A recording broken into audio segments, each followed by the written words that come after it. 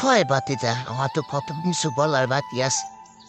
অল্প বয়সে থেকে বিয়ে করার জন্য বাড়িতে বলছিলাম যে মা বাবাকে বলছিলাম আমাকে বিয়ে করাই, কিন্তু মা বাবা বলছে বাজান তুমি তো কিছুই কাম কাজ কিছুই পারো না, তার কাম কাজ করা শিখবো তারপর তোমাকে বিয়ে দিবি। তো কাজ কাম শিখতে শিখতে আজকে এই তো অত এসে পড়েছি। এত অত কাজ কাজ আমার শিখা হয়ে গেছে। তো এখন আমি কাজ শিখা কমপ্লিট হয়ে গেছে। তো শেষমেশে আমি কাজ এখন আবার শেষ হয়ে গেল, শেষমেশে আমি মেয়ে দেখতে চাই না। মেয়ে দেখতে চেয়েছি, মেয়েরা এখন আমার সাথে পছন্দ করে না, মানে বুড়া টাকার সাথে বসবো না, এ বুড়া চাম্পা খারাসের সাথে ইয়ে বসবো না। যদি তোমরা বিয়ে দাও তাহলে আমি বরের গলায় উঁচু দাসের সাথে ফাঁসি দিন। তুমি সেই জন্য আমি সিদ্ধান্ত নিচ্ছি।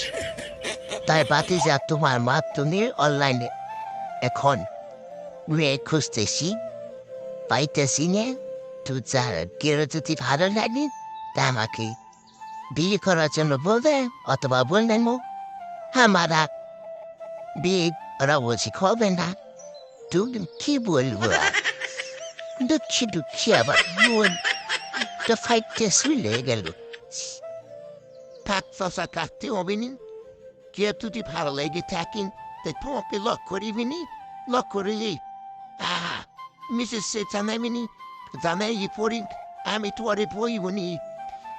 জি, তোয়ারে বিয়ে করার জন্য কি ভালো রয়েছে মনে হয় ঠিক বলবে না, তারপরে বলবে কেউ যদি আপনারা কিন্তু আমাদের সাসার দিকে কেউ মায়া কইরে দিবিয়ে শাড়িতে কথা বইতি।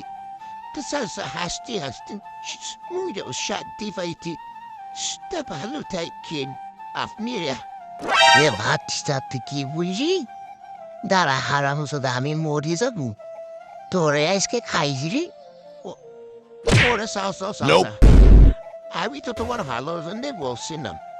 সাফা আমার সাইড বাতি যা তুই, যার তো খবর আছে